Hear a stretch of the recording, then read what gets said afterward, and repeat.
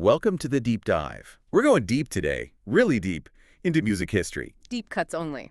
Yeah. Specifically, the evolution of DJ culture over the last 3 decades. 3 decades. That's a lot of evolution. It really is. And we're zeroing in on the role of pioneer DJ's CDJ. You know, that piece of gear. Oh, the CDJ. It's kind of a big deal. It's more than kind of a big deal. It's huge. And, you know, I keep thinking about how digital tech has just completely reshaped an art form like DJing. Yeah, which used to be all about physical interaction, vinyl and stuff. Exactly. And for this deep dive, we're lucky enough to have excerpts from decades, 3 decades of DJ culture and pioneer DJ. Really insightful stuff, this. Yeah. Not just like a dry product timeline. No, not at all. It's full of insights Right. from the DJs who've actually used the gear and the people who created it. The ones who made it all happen. Exactly. So today we're on a mission. We're going to figure out how this one piece of hardware, the CDJ, not only changed how DJs work, but continues to shape, like, the whole future of DJing. Which is still evolving fast. Super fast. Okay, Yeah. let's get into it. All right. To really get the impact of the CDJ, you have to kind of picture the DJ scene back in the early 90s. CDs were the main way people listened to music, right? Right. Like for regular listeners, yeah. But in the DJ world, vinyl was still king. It was everything. Totally. Yeah. And not just out of, like, nostalgia either. Vinyl had some very real advantages for DJs. Oh, yeah. Way beyond the aesthetic. You had this direct tactile connection with the music. Wow. You could actually touch the record, you know, rock it back and forth to find your cue point. You could feel it. You were one with the music, man. Totally. Try doing that with an early CD player. No way. And scratching a CD? Not a chance. Impossible. So vinyl had that hands-on feel, Hmm. but it also had limitations, right? Yeah, some big ones. Your music choices were limited to what you physically owned, right? That's a lot of records to lug around. And effects, loops. Yeah. That usually meant bulky external gear. Expensive, too. And unless you were like a master of double copies of a record, you were stuck with the track's original arrangement. It's true. You were kind of at the mercy of the track. You can imagine how that might feel limiting after a while, creatively. Oh, yeah, for sure. I mean, think about it. You'd need 2 copies of the same record just to expend a breakdown. Or, you know, create a longer loop. It's a lot of commitment. It's a ton of commitment. And money. Hard to imagine for DJs today. But that was the reality back then. It was a different world, a different time. So while this is all happening, the 90s keep rolling on, and hip-hop, house, techno, they explode. They become global forces, yeah. DJs aren't just background music anymore. They're the main attraction. Massive crowds, sold-out shows, the whole 9 yards. Exactly. And as LCD Sound System put it, people were selling their guitars to buy turntables. That's a pretty powerful image, right? It really is. It shows you how the focus was shifting. The DJ was becoming a new kind of musical hero. And right at this moment, with interest in DJing at an all-time high, Pioneer DJ enters the scene. Kind of a newcomer to the DJ hardware market back then. Yeah, it's an interesting story. Talk about walking into an established culture. Vinyl was everything. And then, boom, here comes Pioneer, ready to shake things up. And shake things up they did. So, 1994, the CDJ 500 drops. It was a big bang moment. A big bang, for sure. But Pioneer wasn't exactly a household name in DJ tech at this point, were they?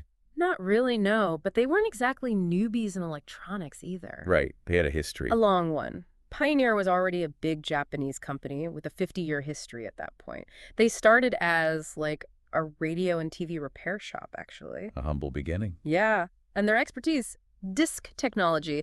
They were innovators in Laserdisc, which, you know, was before DVDs. And get this, they made the very first CD player for cars. Now that's interesting. It is, because that's where their secret weapon came from, you know? Yeah. Anti-skip technology. Essential for a bumpy ride. Exactly. Can you imagine trying to listen to a CD in a car without anti-skip? It'd be unlistenable. A total nightmare. A total nightmare. So Pioneer's thinking was like, okay, if CDs can play reliably in a moving car, where else could this be super useful? A DJ booth with all that bass. Loud, vibrating DJ booth. Perfect match for anti-skip tech. So the CDJ 500 arrives, armed with anti-skip. But it wasn't just a CD player that wouldn't jump, right? The idea of mixing with CDs was radical in itself. Oh, yeah. It was a big shift. Suddenly, you weren't limited to just your record collection. Your entire CD collection was in play. But it opened up so many possibilities. But Pioneer was smart. They knew they couldn't just drop a basic CD player on DJs. So the CDJ 500, it emulated the vinyl experience. It had jog wheels and cue buttons. Smart move, give them the familiar. Exactly. And it went beyond just mimicking vinyl, the steady playback, even with those massive sound systems. Huge. And early scratching capabilities. It wasn't perfect yet, but the seeds were planted. And the loops. DJs could loop sections of tracks on the fly. Mind-blowing back then. It was like a whole new world opening up. You're not exaggerating.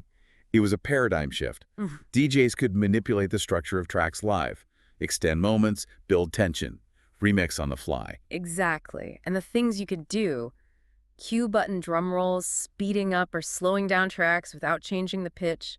Vinyl DJs could only dream of that. It's true. Yeah. And the design of the CDJ 500, it was tabletop, Yeah. right? Not like those rack-mounted CD players that were Well, common then. That was huge. Tell me about it. It was about performance. DJs were used to the immediacy of vinyl. You put the record on the turntable, bam, instant sound. But those rack-mounted CD players, Oh, they were clunky. tray loading, slow, it just didn't fit with the flow of a live set. Not at all. Top loading was so much faster, it felt more like vinyl, more direct. Exactly. And it evolved into slot-in systems later. We have some amazing insight from Kuatsumi, one of the people who created the CDJ 500. He was there from the very beginning. Yeah. He talks about Pioneer being focused on karaoke machines back then. Karaoke was big in Japan. Huge. But their research showed that dance music and DJing were blowing up overseas. And Pioneer, they saw the opportunity. And they took it. They pivoted toward making DJ gear. It wasn't even their initial goal. They saw the wave and they rode it. Smart move. But they didn't just guess what DJs wanted. They did their research. They held brainstorming sessions with engineers, designers, sales teams, and even DJs. Japanese DJs, yeah. They wanted to understand the needs of the people who would actually be using the gear. They were designing for the users. That's so It important. really is. And some of the key CDJ 500 features came directly from those sessions. Master tempo, for example. Oh, yeah, that's a big one. Huge. You could change the speed of the track without affecting the pitch. You couldn't do that with vinyl. Not without external gear. And the JOG wheel, Hmm. for pitch bending and some early manipulation. Scratching wasn't perfect yet because, RAM was expensive back then. Limited by the technology of the time. And even the size of the unit, it was all intentional, designed with the golden ratio, they say. That's interesting. And they made the depth similar to a turntable, so it would feel familiar to vinyl DJs. Smart. Make it comfortable. Exactly. All these subtle details that make a difference in how a new tech gets adopted. Now, let's fast forward a few years. To the next big bang. Yes. The era of the CDJ 1000 arrived in 2001. Along with the DJM 500 mixer. Another game changer. Oh, yeah. And we can't forget the DMP 5555. It was a step on the way. It was, even though it wasn't a huge commercial success. But the CDJ 1000, that was a leap forward. And its impact was amplified by another thing happening at the same time. CD burners were becoming affordable. Huge. Right. Suddenly, DJs weren't just playing pre-made CDs. You could burn your own compilations, your own edits, even your own tracks. So much creative freedom. Exactly. You could create your own unique sets. And then there's the rise of digital music retailers like Beatport, TrackSource, and Juno Download. The world was opening up. No more limitations of physical media. Our source has this great quote from Jazzy Jeff. He says, "I think every DJ, especially a scratch DJ, always wanted to be able to scratch or manipulate their own material. And now they could. It was revolutionary." It's interesting, though. Even with the digital revolution happening, there was still this debate between analog and digital DJing. That old debate. But some big names, like Carl Cox, were already talking about turntables being relegated to the back cupboard. The writing was on the wall. Yeah, and some DJs were already thinking even further ahead, like Roger Sanchez. He was questioning whether we'd even need to burn CDs if everyone was downloading tracks. He's ahead of his time. He really was. And Layback Luke, he was an early CDJ adopter. He talks about crowds walking away from the dance floor when they saw him plug in his CDJs. People thought it wasn't real DJing. It was seen as less authentic somehow. But Laidback Luke knew it was the future. He is right. But we also need to talk about the DJM 500 mixer. Oh yeah, another big one. Our source calls it the ultimate tool to add a lot more creativity. And they're not wrong. No, they're not. 4 channels, vertical faders, a crossfader, and those built-in effects sync to the beat.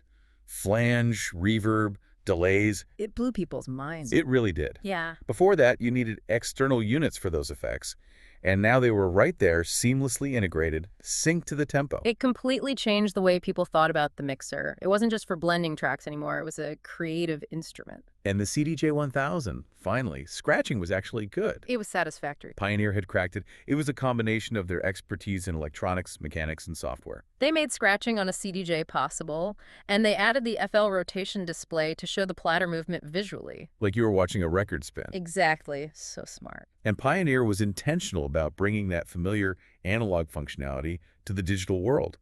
They improved the jog wheel for scratching and rewinds.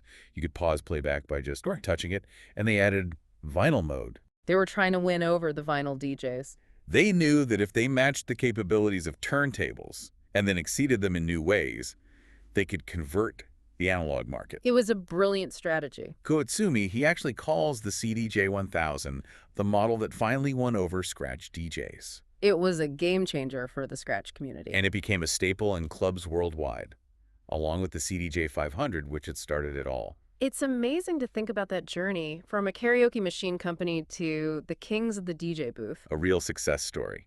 And during this time, between 1994 and 2004, Pioneer released so many models. A whole flurry of innovation. They were really trying to cater to everyone. The CDJ 502, the CDJ 800, the CMX 3000. They even had a twin CD player with waveforms and memory for hot cues. Mobile DJs, bedroom DJs, everyone. They had something for everyone. Okay, so we've seen the CDJ disrupt the vinyl world and become a serious contender. Now we're entering the next decade. 2004 to 2014, the digital takeover. And a huge shift here was DJing directly from a USB drive. No more CDs, just a little stick. Crazy, right? The CDJ 400 in 2007 was the first to do it. It was a watershed moment. Our source talks about Fabio's sliding doors moment. He was in Brazil with Pete Tong, and Pete Tong showed up with just headphones and a USB stick. No records, no CD cases, just a USB. Fabio was a vinyl guy. He was skeptical at first, but then he saw how easy it was. And he was converted. It's amazing how quickly things can change. It really is. And even though some DJs were hesitant about digital, the impact was undeniable. Think about Napster. It disrupted the music industry, but it also made music more accessible to everyone. True. DJs and fans alike. As Sandra Kleinenberg and Tensnake both pointed out, it leveled the playing field. You could access so much music. This era was also a time of experimentation. People were incorporating DWs into their live sets. Blurring the lines between DJing and production. And hybrid systems like Traktor and Serato were emerging. Yeah. But some DJs stayed true to vinyl? Vinyl will never die. Maybe not. But the digital wave was crashing down. Pioneer even had a bit of a flop during this time, the XDJ era. It was ahead of his time. It had Bluetooth streaming, but the market wasn't quite ready for it. Maybe not.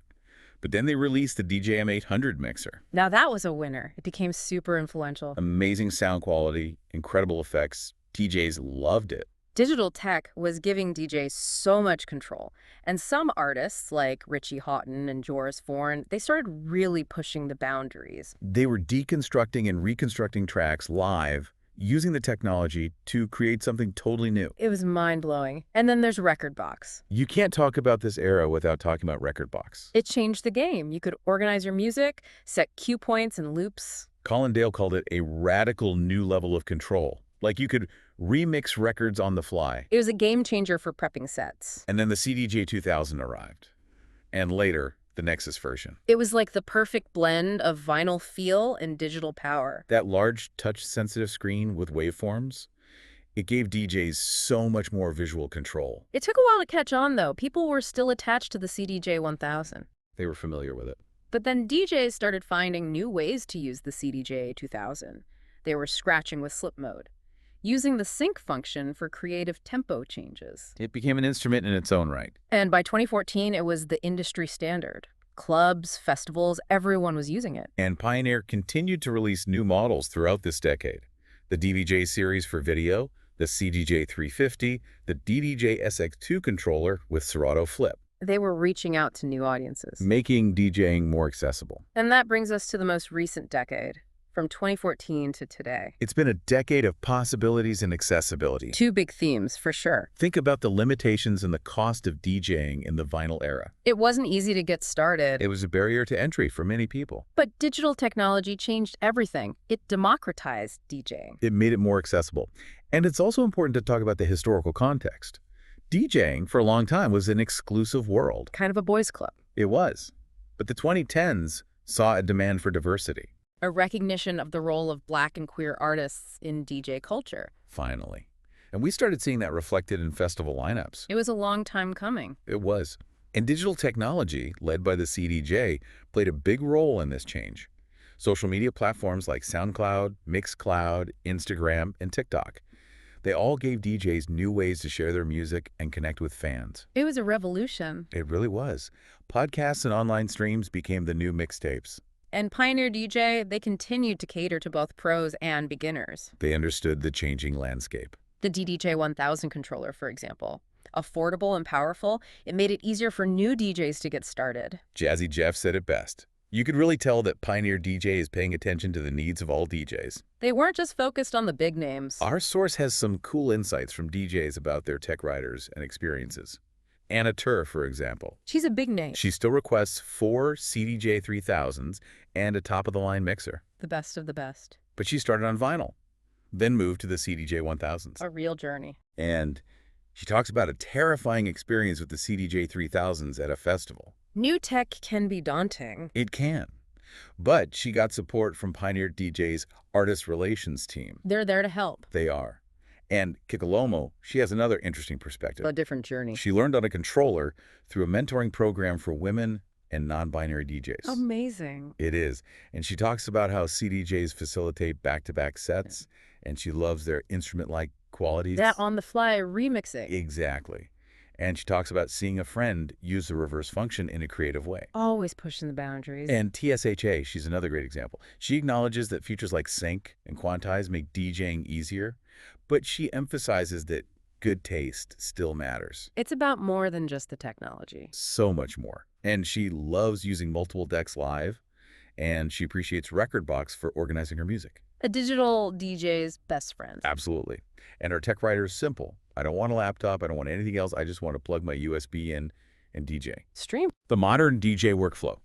And our source also has some great insights from the people who create the technology. The makers themselves. Mark Grotfeld from Alpha Theta EMEA. He talks about the importance of DJ feedback in their development process. They're listening to the users. They are.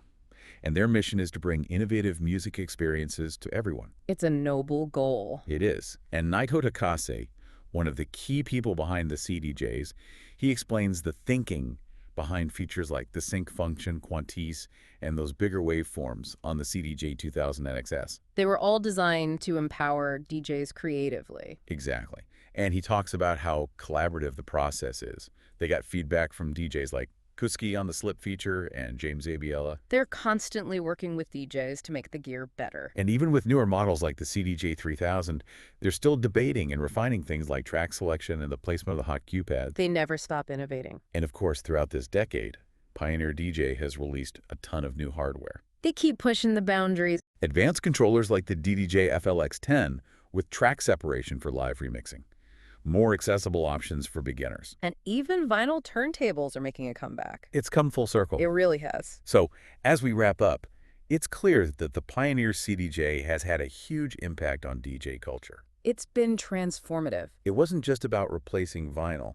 It was about overcoming limitations, enabling creative expression, and making DJing more accessible. It's changed the entire landscape. We've seen the shift from physical media to digital files, and now even streaming. And Pioneer DJ has been there every step of the way, adapting and innovating. Always pushing the boundaries. And it makes you wonder what the next 30 years will bring. It really does. And that brings us to our final thought for you. Think about Aurora Halal's description of live remixing with CDJs. A new way of thinking about DJing. It's not just about playing music anymore. It's about using technology to create something new, something unique. It's a whole new art form. And what will the future hold? What incredible innovations will we see in the next 30 years? It's exciting to think about. It really is. Thanks for joining us on this deep dive. It's been a journey. Until next time. See you then.